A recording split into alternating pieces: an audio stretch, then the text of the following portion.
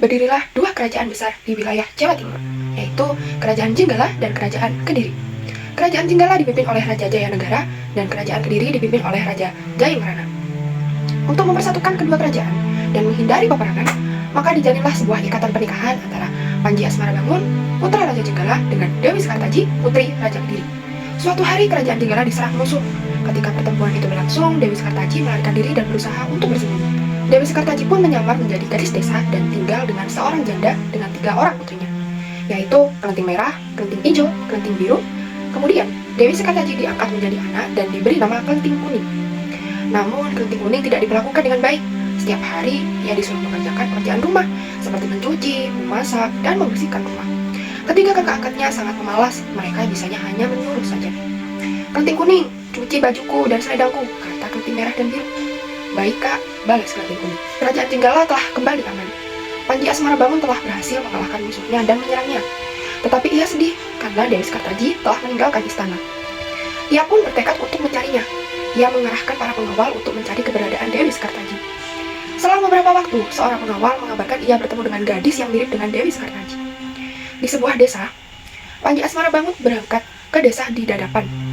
Desa itu berseberangan dengan desa di mana Kelenting Kuning tinggal. Ia pun tinggal di rumah Mbok Randa. Panji Asmarabangun menjadi anak angkat Mbok Randa dan menyamar sebagai Andi-Andi Lumut yang sedang mencari jodoh. Berita tentang Andi-Andi Lumut mencari jodoh pun tersebar. Kelenting Merah, Kelenting Hijau, dan Kelenting Biru berdandar semenawan mungkin untuk melamar Andi-Andi Lumut. Tak lupa mereka memakai perhiasan dan pakaian yang bagus. Kelenting Kuning, kamu tidak usah ikut melamar, kamu di rumah saja. Pergilah ke sungai dan cuci semua pakaian kotor itu, perintah Kelenting Biru. Mereka pun segera berangkat. Kelenting Kuning segera pergi ke sungai untuk mencuci. Tiba-tiba datanglah seekor burung bangau dan memberinya sebuah cambuk. Pergilah melamar Andi-Andi Lumut agar kamu dapat bertemu dengan Panji Asmarabangun, dan bawalah cambuk ini, kata sang bangau. Kelenting Kuning pun bergegas ke desa Dadapan. Sementara itu, Mama dan ketiga kakak angkatnya sudah sampai di tepi sungai. Mereka bingung, tak ada satupun perahu yang tampak. Jembatan juga tidak ada. Lalu, bagaimana untuk menyeberang sungai? Terlebih lagi, sungai itu sangat luas dan deras arusnya. Tiba-tiba muncul seekor kepiting raksasa bernama Yuyu Kangkang. Kepiting itu menawarkan diri untuk membantu menyeberangi sungai, dengan syarat mereka harus mencium Yuyu Kangkang. Mereka kemudian menyanggupi persyaratan itu. Satu persatu mereka naik ke punggung Yuyu Kangkang untuk menyeberangi sungai.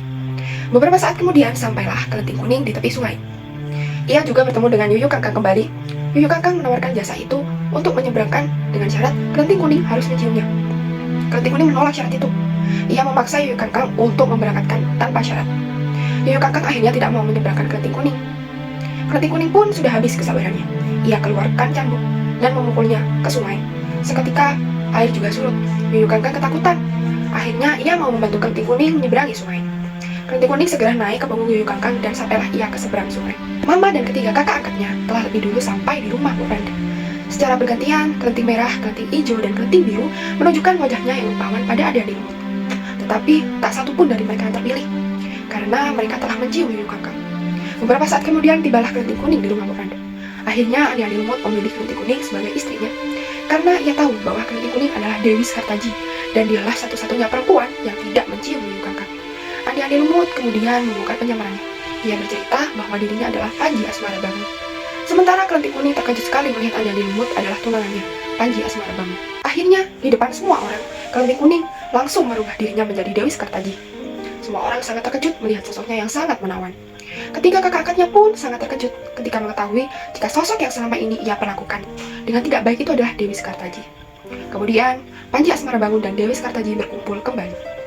Mereka juga mengajak Mbok Randa untuk tinggal di istana sebagai ucapan terima kasih. Panji Asmarabangun dan Dewi Sekartaji melanjutkan kehidupan pernikahannya dan hidup bahagia selamanya. Nah, itulah dongeng tentang Andi-Andi Lumut. Sekian, terima kasih. Wassalamualaikum warahmatullahi wabarakatuh.